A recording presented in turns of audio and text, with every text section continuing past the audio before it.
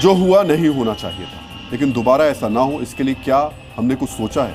हादसे की जांच शुरू है, जांच के बाद जो भी सच सामने आए। लेकिन सबसे बड़ा सच ये है कि दुनिया की सबसे सुरक्षित फ्लाइट्स की लिस्ट में भारत का एक भी विमान नहीं है। हाल ही में जब ग्लोबल एयरलाइंस के सेफेस्ट एयरलाइंस की लिस्ट जारी हुई तो इसमें भारत के एक भी एयरलाइंस का नाम शामिल नहीं था। हालांकि लो कॉस्ट एयरलाइंस की सेफ्टी रैंकिंग लिस्ट में भारत की सबसे बड़ी एयरलाइन इंडिगो को 19वें स्थान पर रखा गया। और गृह मंत्री अमित शाह अभी इस मामले पर कुछ बात कर रहे हैं, एक बार सुन लें। संवेदनाओं के साथ ये जो दुर्भाग्यपूर्ण हादसे में पैसेंजर हताहत हुए हैं, इनके परिजनों के साथ खड़ा है।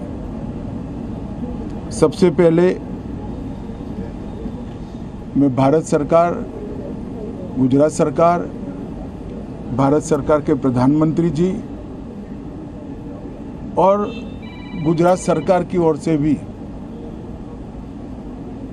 जो लोग हताहत हुए हैं, इनके परिजनों के प्रति गहरी संवेदना व्यक्त करता हूं। 10 ही मिनटों में हादसे के भारत सरकार के पास सूचना पहुंची। तुरंत ही मैंने मुख्यमंत्री जी, यहाँ के गृह मंत्री, होम डिपार्टमेंट के control room, civil aviation department, civil aviation मंत्री, सभी से संपर्क किया।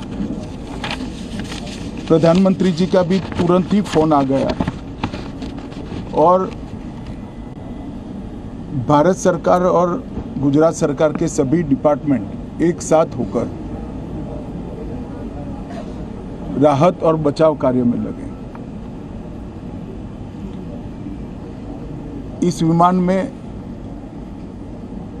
कुल मिलाकर 230 यात्री देश के और विदेश के और 12 क्रू मेंबर सवार थे। इसमें से एक यात्री का बचने का अच्छा समाचार मिला है, मैं उनको मिलकर आया हूं। मृत्यु का आंकड़ा तो डीएनए परीक्षण और यात्रियों की पहचान के बाद ही अथॉरिटी अधिकृत रूप से घोषित करेगी, मगर जो यात्री बचा है उसको मैं मिलकर आया हूं। घटना के तुरंत बाद गुजरात सरकार ने बहुत त्वरा से डिजास्टर मैनेजमेंट की सारी इकाइयों को अलर्ट करते हुए, चाहे हेल्थ डिपार्टमेंट जो हो, चाहे फायर ब्रिगेड हो, चाहे पुलिस विभाग हो, भारत सरकार की भी सीएपीएफ को संपर्क कर सभी ने एक साथ मिलकर राहत और बचाव का कार्य चालू किया। मगर 1.25 लाख लीटर ईंधन विमान के अंदर ही था और लगभग गर्मी, तापमान इतना ऊंचा हो गया कि किसी को बचाने की मौका ही नहीं मिला। अब मैं घटना स्थान पर भी जाकर आया हूं। सारे यात्रियों के मृतदेह को बाहर निकालने का काम लगभग समाप्त हो चुका है। जितने यात्रियों के परिजन यहाँ पहुँच चुके हैं वो सबका डीएनए लेने की कार्यवाही भी 2-3 घंटों में समाप्त हो जाएगी। विदेश में जिनके परिजन हैं उनको सूचना देने की कार्यवाही समाप्त हो चुकी है और जैसे ही पहुंचते हैं उनके भी डीएनए सैंपल लिए जाएंगे और मृतदेहों की पहचान के लिए जितने मृतदेह मिले हैं इनके भी डीएनए सैंपल लेने की कार्यवाही समाप्त हो चुकी है। गुजरात में ही लगभग 1000 के आसपास डीएनए टेस्ट करने पड़ेंगे। ये सभी टेस्ट करने की क्षमता गुजरात में विकसित है तो डीएनए टेस्टिंग के लिए कहीं गुजरात के बाहर जाने की ज़रूरत नहीं पड़ेगी। गुजरात की एफएसएल और नेशनल फॉरेंसिक साइंस यूनिवर्सिटी दोनों मिलकर कम से कम समय में डीएनए का परीक्षण पूरा करने के बाद परिवारजनों को अपना परिजन का मृतदेह सौंपने का काम करेंगे।